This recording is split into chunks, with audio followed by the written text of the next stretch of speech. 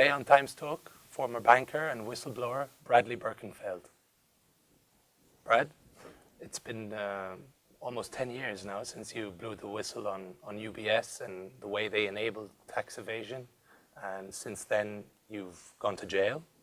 You've got a handsome check. UBS has been fined hundreds of millions of dollars. The Swiss have changed their banking laws. Why do you do it? Well, thank you for having me on your show. I think it's important to let your audience know exactly this historic and unprecedented story. Whistleblowing is sometimes misconstrued, and I think it's important for people to support and back whistleblowers who root out waste, fraud, and corruption in society. I think that's the paramount question that people should be asking themselves. How can we make our society better? And whistleblowers support that. But why did you do it, you specifically? Like, what pushed you to blow the whistle? Well, UBS, in essence, was really having us do illegal acts, and they lied to us. They lied to not only myself, to my colleagues, to our clients, and to our shareholders. And as a director of the bank, I felt it was paramount for me to step up and report it to legal and compliance, and they ignored me. What kind of clients did you manage? What kind of person would come to UBS to open an account? Well, your audience has to understand that, remember, in Switzerland, it was legal to have offshore accounts. The problem is when you go into another jurisdiction where their own countries have their laws. So to keep that clear. But the people that would come to us generally were trying to minimize their taxes or pay no tax. And that was legal to do there. So we had minimum account sizes of $1 million. And some clients were very wealthy and had hundreds of millions of dollars with us. So they would either have it there for multi-currency purposes, for a minimization of taxes, and investments. And I think it worked very well, but the problem was when you got into lying to everyone about that and breaking the laws in multiple countries, not just the US. This whole investigation, so-called investigation, was buried by Hillary Clinton as Secretary of State. It was a farce in essence, because they didn't find the bank properly, they didn't get all 19,000 names I told them about, and they didn't expose one politician. So you can imagine, it's easy to go after the low-hanging fruit, as we say, and not to go after the big CEOs, politicians, and billionaires. U.S. Department of Justice is really the criminal problem here. They covered this up to protect a lot of their rich friends and politicians. And I call it political prostitution, is what it is. Because really what they're doing is taking money from a bank and nobody goes to jail. But you actually indicted the whistleblower out of the whole financial crisis. The only person who went to jail was myself, the whistleblower.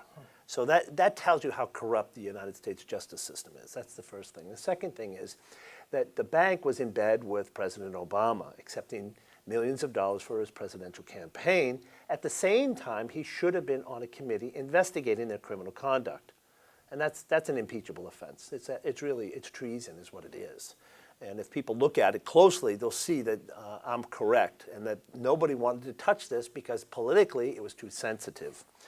So if the U.S. government had done a better job in doing what I gave them for this information, they could have stopped it in Africa, in Asia, and all these corrupt places where dictators are stealing from their people, where they're going hungry, they're homeless. And this is really the problem. Not just evading taxes, that's one thing. But what about all the other nefarious acts? Bribery, extortion, insider trading. This is really the problem. And they could have gotten it done and eradicated it, but they didn't want to. Now, whistleblowers often get the short end of the stick. They reveal wrongdoing, and they often end up with little to show for it. They maybe end up blacklisted in their industry. They get scapegoated. Was that your experience in the aftermath of what you did? Clearly, in my case, that was. I mean, they scapegoated me. All my bosses above me, who I gave the names to, were given secret non-prosecution agreements. Why? Why weren't they indicted? But they came after me because they don't like whistleblowing, as you say, number one. And number two, they don't like to see whistleblowers getting paid. The new law, which was passed a year and a half after I started whistleblowing at UBS, So I didn't even know the law existed because it didn't exist. So that's important to understand, that people understand that there. This is, when you say the new law, you're talking about American law that allows whistleblowers to be financially compensated by the IRS, right? That's correct. In the particular IRS whistleblowing law, it's 15 to 30% of everything that's recovered. Now that makes sense because it incentivizes people to expose large frauds, large corruption.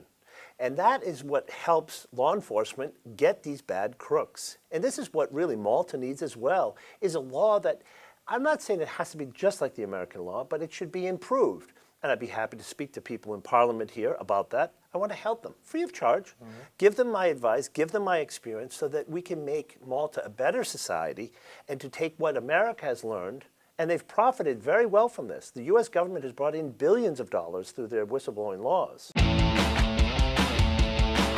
Whistleblower Puritans, so to speak, say that whistleblowing is not about money, and that to financially compensate whistleblowers is to somehow taint what they're bringing forward. I imagine you disagree with that. Well, not just because I got paid, but because I think it's important because these people, men or women, take tremendous risks. Not only do they get fired, most likely, harassed and intimidated, but blackballed. They get divorced. Their children get threatened and harassed. And their career is pretty much over. Who is going to hire a whistleblower after they do that? So this is the problem. We have to send a message back to governments and corporations that this won't be tolerated. That's the first thing. The second thing is the government is reaping huge rewards. They're bringing the monies back to the taxpayers. Don't they represent the taxpayers? Shouldn't the taxpayers benefit from this and have a courageous whistleblower come forward and actually be compensated for their courageous work? I think that's really what it comes down to. And it can be over time, it can evolve. But this is something that Malta should really look at seriously so you have a better society. Weeding out waste, fraud, and corruption, everybody wants it except the bad guys. You got a check for $100 million because your whistleblowing was related to money being recouped. In some other cases, I don't know, say for example, the case of a whistleblower who reveals abuse in a school. There's no money being recouped in that case. How would you compensate those whistleblowers? Well, it's very simple. In my case, it was actually $104 million I received out of the $780 million.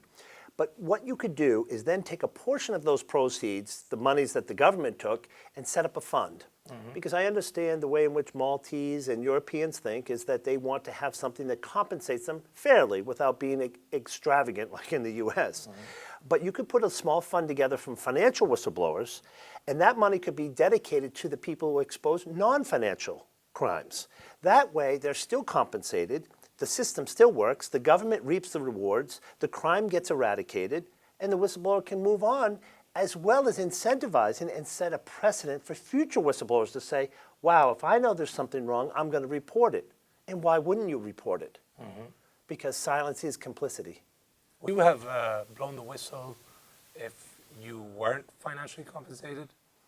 I Would you did. have gone to the DOJ? I started before the law was even passed. I started in March of 2005, and the law wasn't passed till December 2006. So that was a year and a half before the law was even passed. So there was no financial incentive to do what I was doing. I did it because it was the right thing to do. And I think that's what people have to understand. Brad, thank you very much. Thank you.